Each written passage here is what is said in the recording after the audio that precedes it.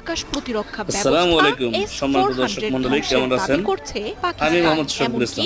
ভারতের আপনারা রাজধানী দেখতে পাচ্ছেন দিল্লিতেও মিসাইল হামলা রাশিয়ার চেষ্টার তৈরি এস রাফেল স্বীকারোক্তি এসেছে যে আকাশ ভারতের প্রতিরক্ষা পক্ষ থেকে। ব্যবস্থা আছে তবে ইন্ডিয়ার তা কাছে, কোন মিসাইল সেটা তা নিশ্চিত পাকিস্তান না ধ্বংস করলেও করতে সক্ষম পাকিস্তানের হয়েছে হাতে থাকা চীনা চায়নার অস্ত্র যে আর মিসাইল আছে মিসাইলের সেটার পাল্লা মাধ্যমে। কত এবং দূর কি পর্যন্ত পৌঁছাতে পাকিস্তান সক্ষম তা নিয়ে চলছে যে আতঙ্ক। আমেরিকা বা ইউরোপ কান্ট্রি নিজেরা কাশ্মীর ইস্যুকে পরাশক্তি কেন্দ্র হিসেবে করে আরেকটি নিজেদেরকে দাবি সংঘাতে করছে, জড়ালেও তাদেরকেও ভারত পাকিস্তানের বা আক্রমণ তাদের যে এখন আর আকাশ প্রতিরক্ষা নির্দিষ্ট ব্যবস্থা কোনো আছে অঞ্চলে সেটাকে ধ্বংস থেমে করতে নেই। সক্ষম এই হামলার চায়নার দাবি উঠছে পাঞ্জাব, এই গুজরাট, মিসাইলগুলো, রাজস্থান, যেটা বর্তমানে এমনকি পাকিস্তান দিল্লিতেও। ইন্ডিয়ার সাথে লড়ছে। সানবিট সব আমরা দিনের অবশ্যই সমান। মুসলিম, সানবিট ম্যাজিক আমরা প্রেস দোয়া করব পাকিস্তান জিন্দাবাদ, সলিউশন। কিন্তু আমরা পাকিস্তানি কখনো যুদ্ধ বাহিনীর চাই না, হাতে শান্তি থাকা চাই। চীনের যুদ্ধ বিমান কিন্তু আর ইন্ডিয়ার ক্ষেপণাস্ত্র উগ্রত্ববাদী, আঘাত হানছে ধ্বংসাত্মক হিন্দুত্ববাদী, রূপে।